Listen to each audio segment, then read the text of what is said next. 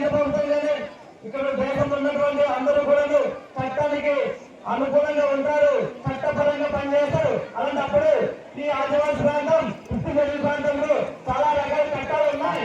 ఈ చట్టానికి వ్యతిరేకంగా ఇక్కడ భోజనం కడతాం, డాములు కడతాం అంటే ఈ ప్రాంతం ఉన్నటువంటి ప్రజలు ఒకరు చూస్తూ ఉంటారు. మీ అందరూ కూడా వ్యతిరేకంగా ఉద్యమం చేస్తాం అని చెప్పేసి సందర్భంగా తెలియజేస్తా ఉన్నాం.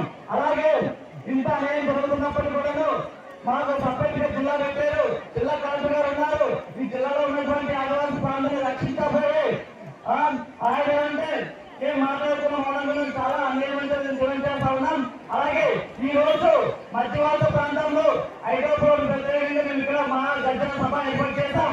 ఇప్పటికైనా ఈ జిల్లాలో ఉన్నటువంటి అధికారులు నాయకులు దీన్ని పట్టించుకోకపోతే ఖచ్చితంగా మేము జిల్లా కలెక్టర్ ఆఫీస్ కూడా రిప్రజెంట్ చేస్తాం. మాకు జిల్లా కలెక్టర్ కూడా అవసరం లేదు.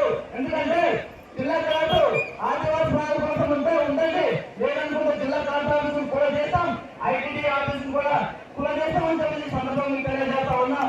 ఇంతకు అవసరం చెందినటువంటి అధ్యక్షులకి అవసరం చేసి తెలియజేస్తున్నాం.